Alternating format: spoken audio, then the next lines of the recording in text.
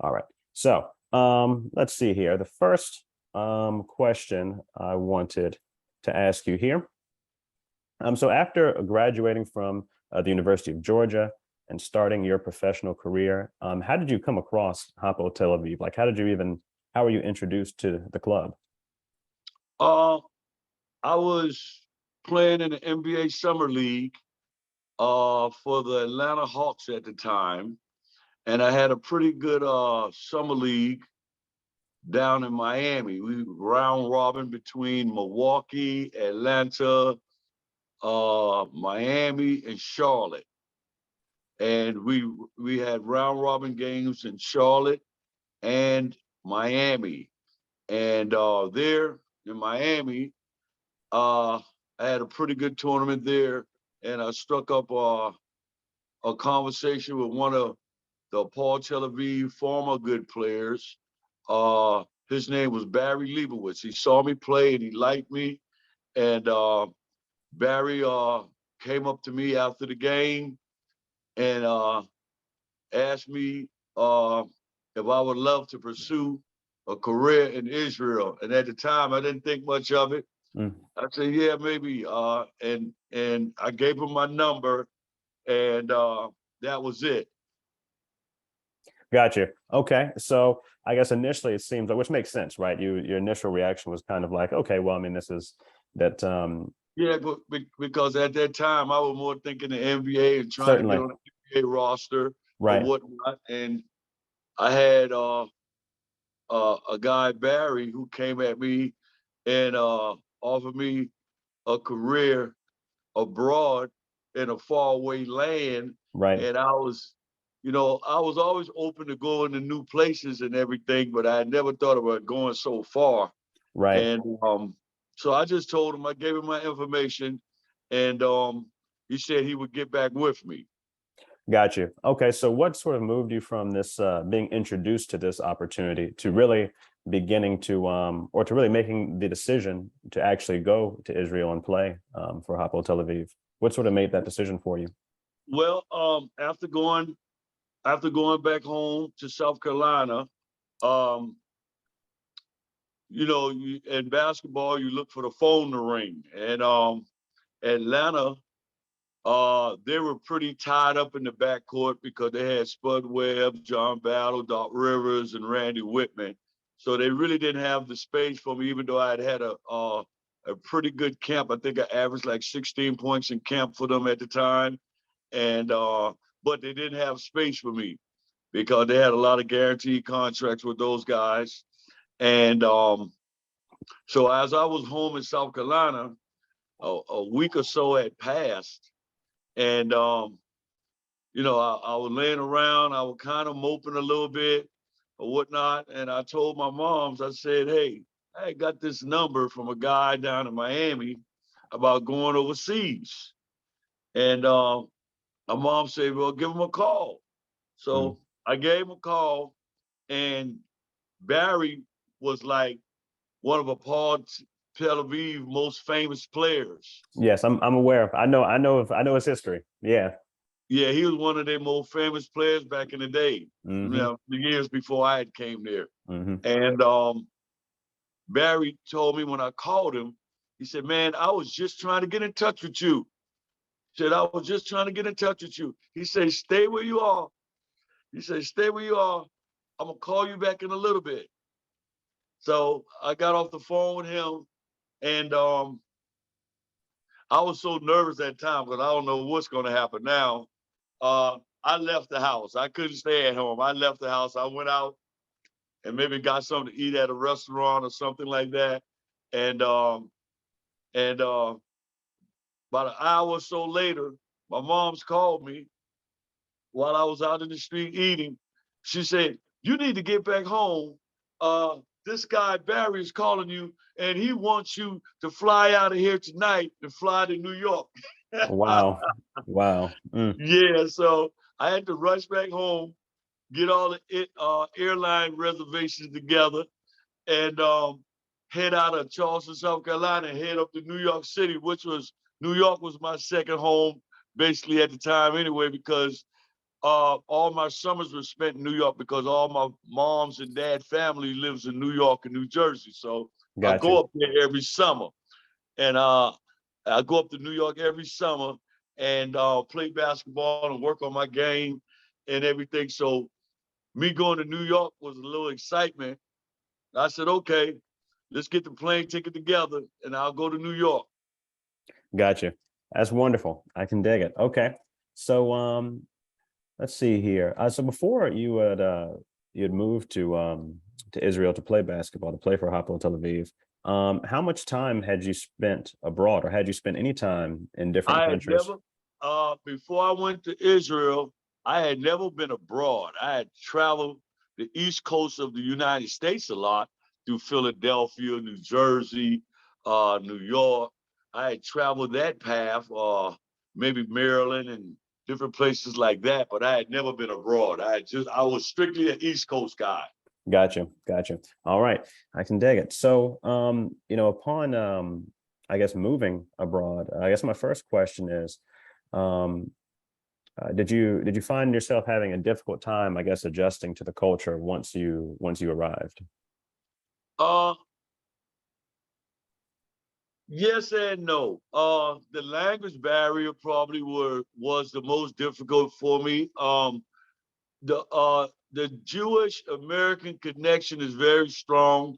Israel, so adapting to the food wasn't bad. I mean, the food was different, of course, kosher food and everything like that. But they they had things that I was accustomed with, rice and potatoes and beef.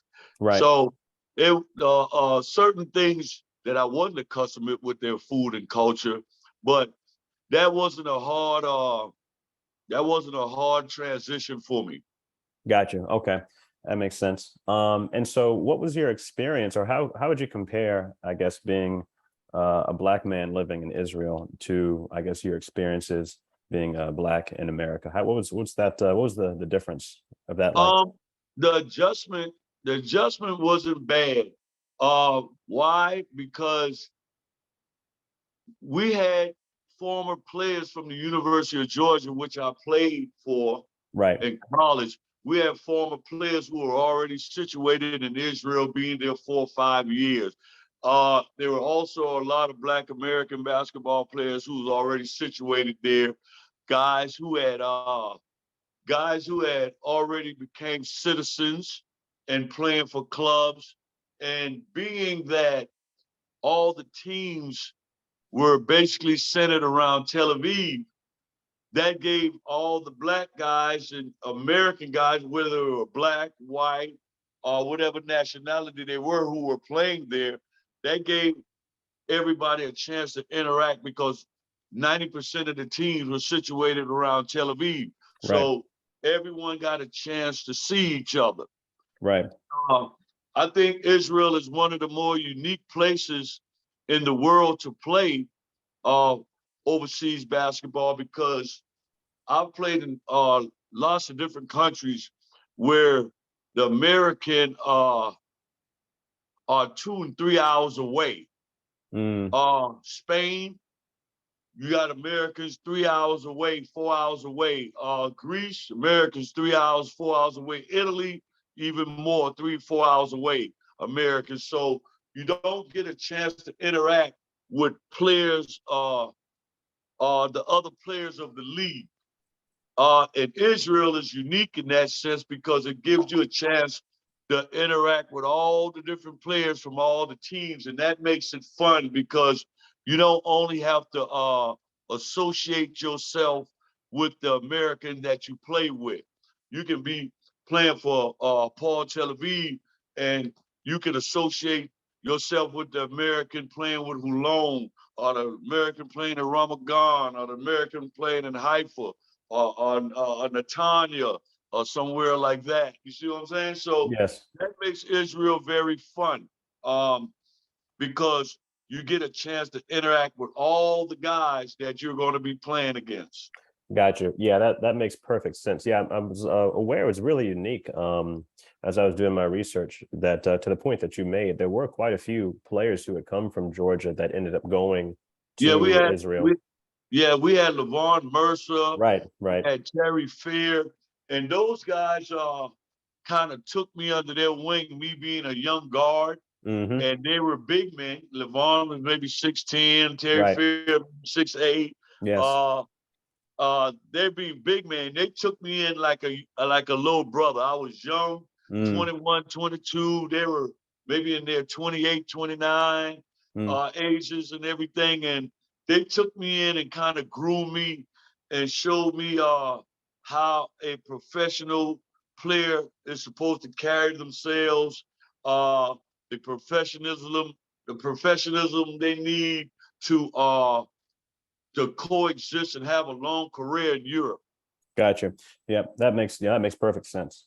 So I guess my next question. So during your time playing in Israel, late 80s, early 90s, there was a good deal of sort of civil unrest in the country. I think you began playing in the middle of like the first Intifada. Do you recall the civil or political unrest in the country affecting you in any way? During my time, I don't think it was much of that. Gotcha. Uh, Okay. it wasn't much of that. The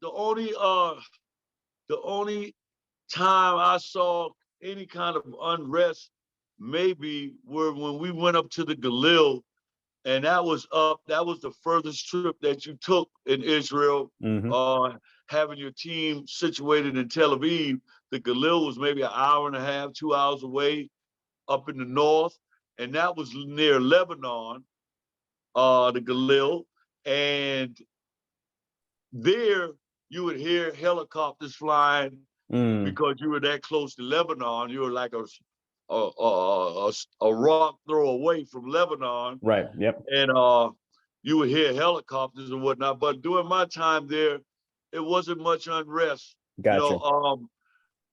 one of the things that kind of showed me I was in a different land when I first got there was going on the city bus. Uh, I would have uh, not cadets, but army guys. I would have army guys come sit next to me with an M16 Mm, machine gun, and mm. I was like, okay, I never seen this. Okay, I never Right. seen this before. Well, I had never seen a machine gun firsthand Mm, anyway. right. So to actually see guys come sit next to you on the bus or walk in the streets or even come to the practice facility with their gun, you know, that was quite different to me because in America, that wasn't going to happen. Guys walking around with a daggone MCC machine gun, Certainly. So Certainly. right, so that right there kind of opened my eyes to say, hey man, you're in a different land, and Hmm. this thing is conducted differently over here. Right. Absolutely. Yes, sir. All right. So I guess moving on to some questions more specifically about your experiences playing for Hapoel Tel Aviv. Um, what was I guess first, what was your first impression of the club? Like when you arrive in Israel, you begin to meet um, coaches, your teammates, perhaps the club executives that actually signed you, the fans. What was your first impression of the club? Um, it was a beautiful transition for me. Um, Adler was the coach. He had came to America and discovered me, and he gave me a good talking because we flew back from New York together, me and him, side by side on the plane. He was like, I'm his kid, uh, and he was bringing me to Israel, and he brought me to a perfect situation for myself.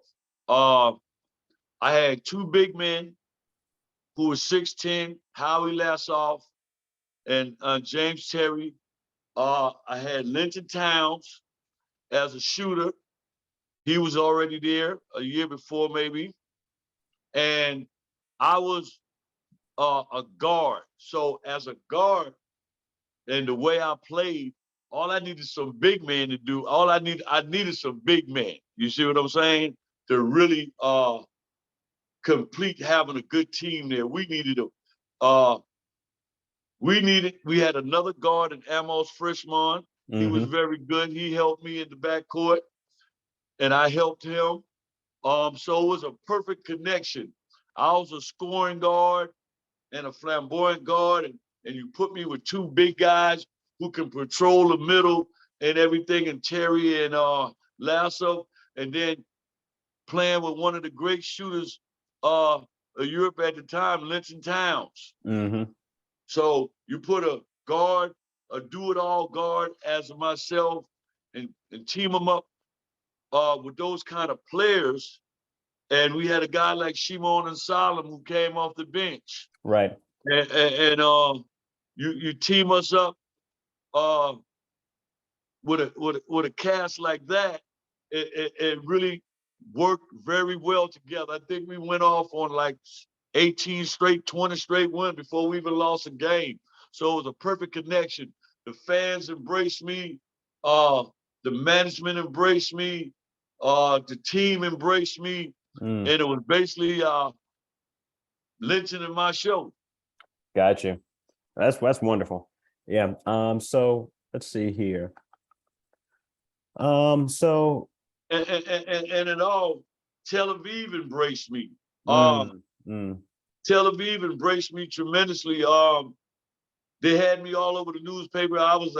I came to Israel and kind of presented a whole new style of play. They had kind of never saw a guy play in the fashion that I played. Right. And it was a new, exciting style of basketball. It was kind of Jordan-ish and other guys mixed in between, because I used to do a lot of virtuosos things with the basketball. Right. Yep. And so the whole city embraced me. That's wonderful. Yeah, that's awesome. That's awesome. And you can definitely see even today, I think, whenever specifically we have very good American players like yourself that play for the club, they really are embraced by the community, by the fans, and the fans really do look at these American players as, you know, part of like the Hapoel Tel Aviv family. So that's wonderful. Let's see here. So Hapoel supporters, fans, are known for being very politically engaged and very politically liberal. That's actually how I came across the club and why I support the club. I feel comfortable saying that many of us are on like the political left. So were you aware of the politics of the club and the supporters during your time playing for them?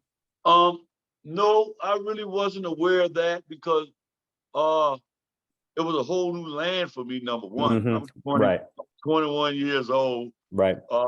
Wet behind the ears.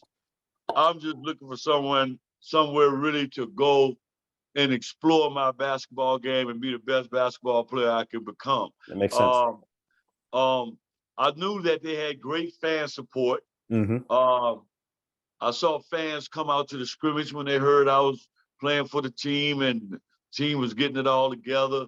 So I knew that once the season started, I saw how strong the fans were and how engaged they were with the team. But I never knew they had so much politically active people behind them. Got you. Okay. Yeah, that makes perfect sense. I can understand that. I mean, you're really, you know, the primary reason you're there is to play basketball. You're trying to further your craft. Games. Exactly. Absolutely. You know? Absolutely. And I really didn't get into the political aspect of everything like that. Like I said, it was like a marriage of me and Hapoel Tel Aviv for the years I was there, because they embraced me so much. And it's like I took the team to a whole nother level. Absolutely. Yeah, no doubt. All right, so let's see here. We'll move on to the next question. So, you know, Hapoel fans, our hatred for Maccabi Tel Aviv is unrivaled, except for maybe our hatred for Beitar Jerusalem. So there's a very strong rivalry between Hapoel Tel Aviv and Maccabi Tel Aviv. So what was the atmosphere like in the games between Hapoel and Maccabi Tel Aviv? Very, very intense, very intense. It was something like the game would be talked about 2 weeks in advance. Mm, 2 weeks in advance, everybody getting geared up for that game. And uh it was a tough game. Maccabi beat us at the time, of course. hmm Um, but it was a game where a lot of emotion and mm, energy was put into. And after the game, you were very tired because it was like an emotional roller coaster and a mm, physical roller coaster for you.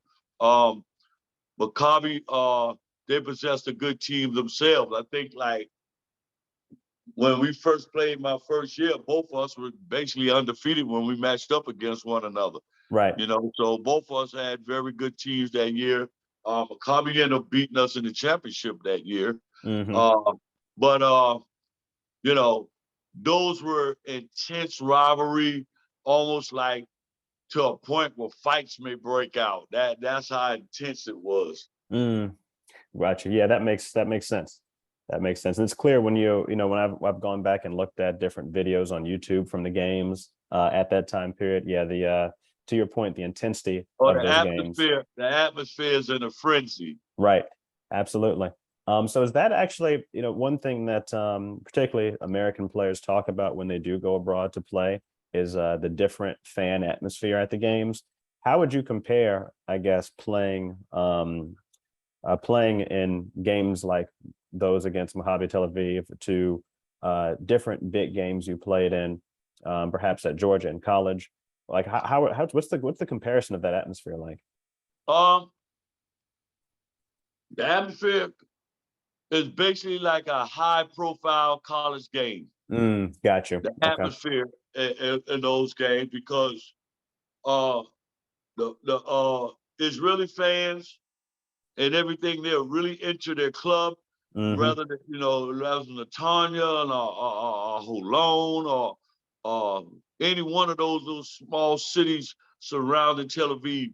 The fans are very engaged, and it's almost like you go into a Duke atmosphere or Mm, LSU atmosphere hmm or Kentucky atmosphere, Right. which the venue isn't as big, hmm but the intensity and the energy is there. Right. Yeah, that makes perfect sense. Okay. Um, let's see here. Um, all right. So yeah, so what are some of your as we move to wrap this up here. What are some of your fondest memories playing for Hapoel Tel Aviv? Uh, some of the fondest memories going to Amsterdam playing against Sabonis and Mm, Marciulionis. mm-hmm, Uh, that was very exciting for me. I think we went to Amsterdam 2 years in a row at Christmas time and stayed in Amsterdam for over 2 weeks. Uh, both years we stayed over 2 weeks in Amsterdam, and there, I had a chance to play against Arvydas Sabonis, Marciulionis, Korchinidis, and some of the famous Russian players. Uh, going to Spain, uh, playing against Bologna, not Bologna, uh, the city outside of Barcelona, Badalona, mm-hmm, playing against those guys, going to Italy, playing against Scavallini, mm-hmm. Pesaro, Scavallini. Those are some of my fondest memories because those are some of the big clubs that we had to encounter and try to play against. Right. So those are some of my fondest memories. Making it to the championship against Maccabi. That was Mm, big also. Going through absolutely. the Israeli league, having a great year, all that, and leading the league and scoring and different things. Uh, those some of my fondest memories of Israel Yeah. with That, Paul Tel Aviv. gotcha. That makes perfect sense. I'm sure there were, so many great big games that you played and of consequence. So yeah, that's awesome. So uh, is there any message that you'd like to share with Hopwell fans who remember you from their younger years? fans who may read this article or who may, the article I write or may watch this interview? Uh, I would just love to tell the fans, I love the way that they treated me when I was there. I love the way they embraced me. I love being there and playing for Hapoel Tel Aviv.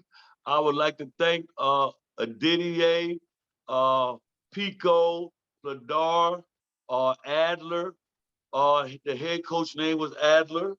And I would love to thank all of them, the management and Pico and Didier and Pladar was the owner. And I would like to thank all of them for bringing me there and showing me a good time. And I hope that I made them happy by the way I played. Absolutely. And yeah, Mr. Williams, I'm sure that you did. Like I said, people's memories of you are, people have great memories of And you. even and this guy may be passed away now because he was an old guy. His name was oh God, he was our trainer. He was a very special guy. He was a masseuse. You have a pull muscle or something like that, he was just massage it out of you. And he had magical hands. And Mm, I like to just say thank you to him and everybody. gotcha. That's wonderful. All right. Well, I guess last but not least, well, actually, I think we're running out of time. I only have a certain amount of time on this free meeting. So we will, let's see here, we will wrap it.